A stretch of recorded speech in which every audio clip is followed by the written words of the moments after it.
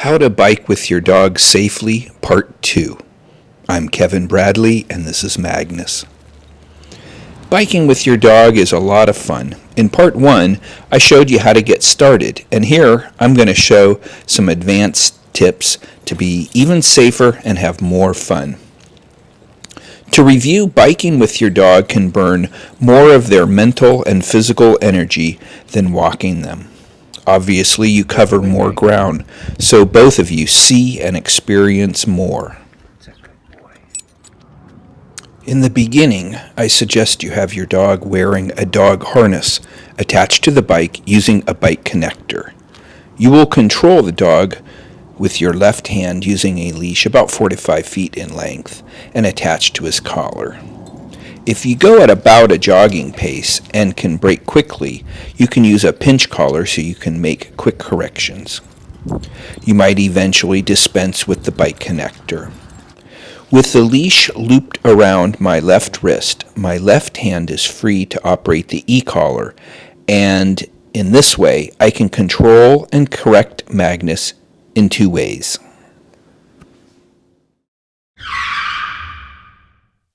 The main danger is distracted drivers on a busy street. I will opt for the sidewalk if it's free of pedestrians, especially if cars are parked on the street. The second danger is crashing your bike, so go slow.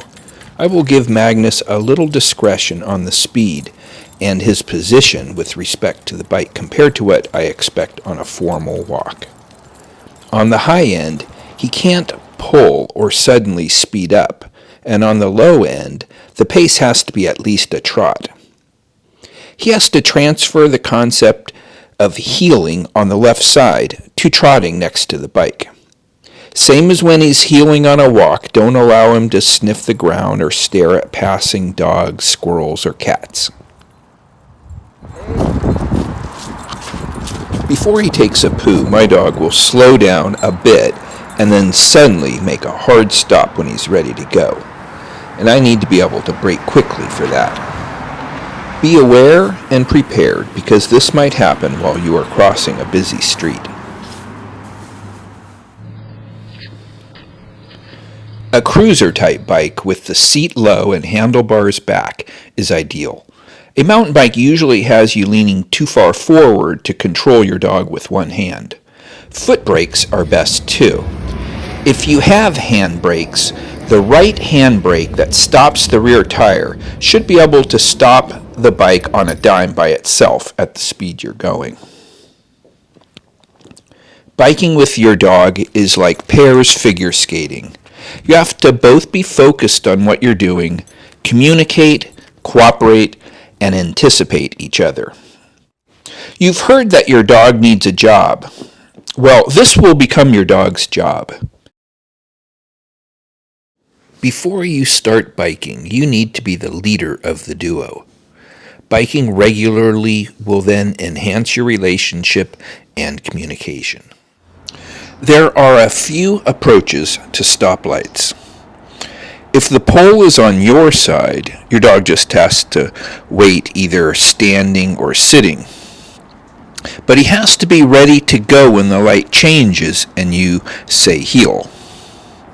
If the pole is on his side, he will want to pee on it and sniff. Again, he has to snap to when you say heel. Alternately, you can just press the button and then move away from the pole. If you're one of those bikers who likes to stay out there in the street with the cars at a stoplight, which is legal in a bike lane, just wait for the green light and good luck. Every morning before his breakfast, we do about 2 to 3 miles. And on weekends or on an afternoon, we'll often take a second, longer ride. Some common sense advice for this. Keep your dog hydrated. Feel the pavement with your hand on a hot day. If you can't hold it there indefinitely, that is too hot for your dog's paws.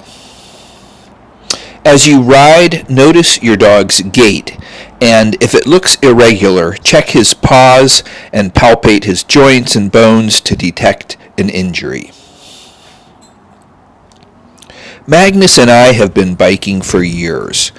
Do as I say, not as I do, and keep your dog always on leash, whether walking or biking.